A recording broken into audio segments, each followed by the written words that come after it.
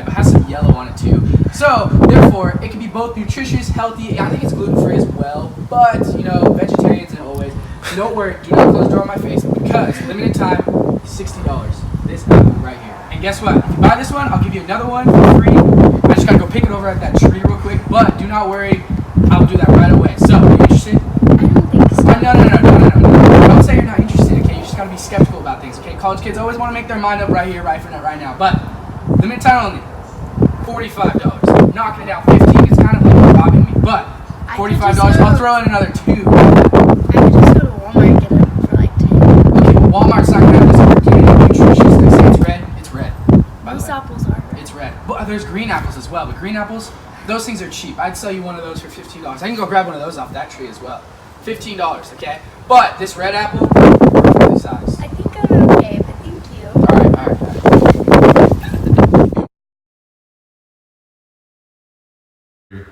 Good morning, class. So today we're going to be talking about a theory that I'm sure you're very aware of already, called the Pythagorean theorem, yes? Okay, good. So in mathematics, the Pythagorean theorem is also known as Pythagoras theorem. It is a fundamental relation in Euclidean geometry among the 3 sides of a right triangle. Got that? Okay, awesome. It also states that the area of a square whose side is the hypotenuse is equal to the sum of the areas of the squares on the other 2 sides. Got it?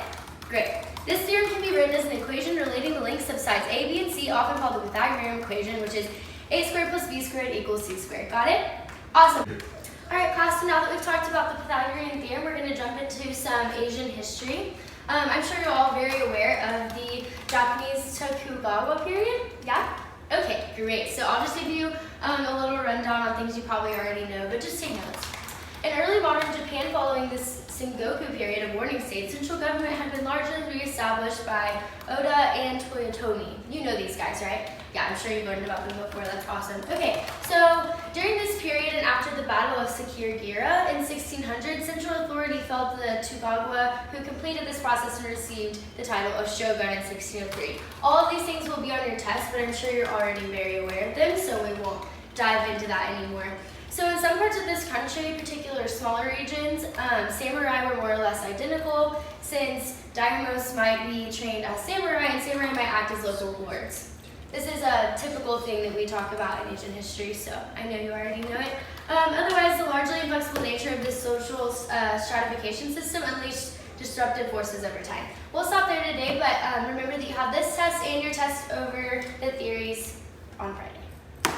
Dude, did you get any of that? None about. Dude, we have 2 tests on the first day. I don't know. I'm ready to. It's gonna be a long night.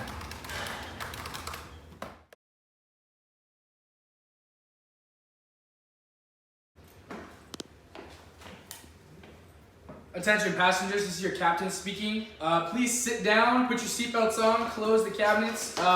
We are gonna brace for impact and we're gonna crash. So, fasten your seatbelts, it's gonna be a bumpy ride, folks.